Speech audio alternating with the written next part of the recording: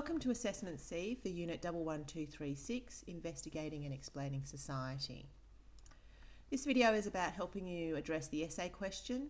You've got 1,000 words for this essay, and this is the actual question. I've discussed this in Assessment B already, but let's have a recap.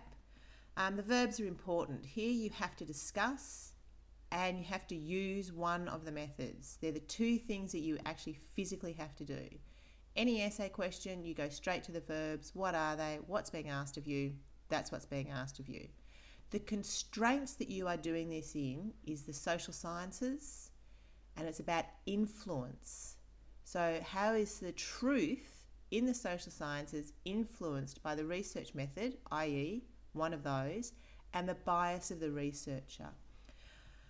By now we've actually done a bit of conversations about ethics of researchers and reflexivity and those sorts of aspects in relation to bias and how it influences in the social sciences, because researchers are in their research in the social sciences because we're actually within our own research.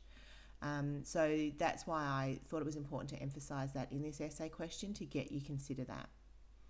So you are doing a discussion using. They're the two things that you have to do.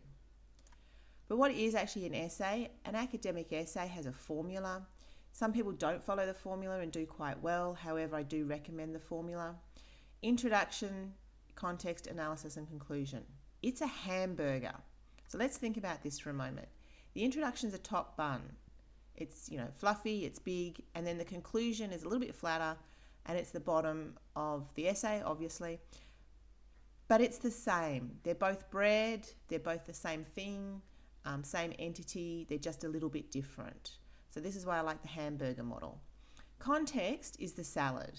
So it's important to have salad, it's healthy for you, you need to know it needs to be there. But what's really interesting, and apologies to all vegetarians and vegans, is the meat, because that's where the analysis is. It's actually where you're going to have your discussion, and it's where you're going to get into the nitty-gritty of the essay question itself. And so that's the meat of the hamburger. So altogether it makes a good essay, and it's important to have all elements. It's just a little analogy I quite like, or metaphor.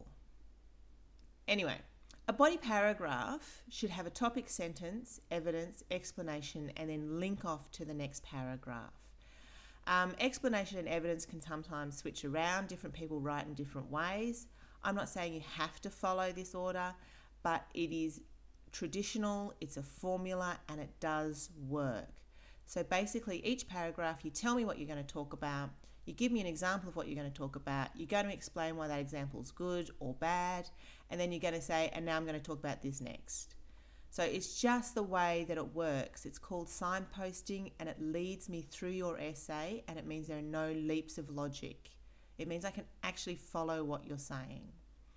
So that's basically the formula for an academic essay. Obviously, you've got to have all your references in there, and your evidence will come from literature. Your explanations will come from literature when you're comparing and contrasting. There's lots of support in relation to how to write an essay in the university. So there's study skills in the library. This is a screenshot of their website. That is their website. I highly recommend using them. They're there for your they're there to help you out, so please do. The other thing is you can link to Studiosity from the Canvas site. I've never used them. My understanding is that they will do a full proofread of your essay. Of course, in order to access this support, you have to be prepared. You cannot be writing your essay the night before and then expect to get access to these services. So I suggest you do get a start on your essay relatively early so that you can actually make sure you can use these services that are there for you. Lastly, what do I expect? Well, this is the good old rubric. It's pretty self-explanatory, but of course, degree of research, making sure you've got enough research in there.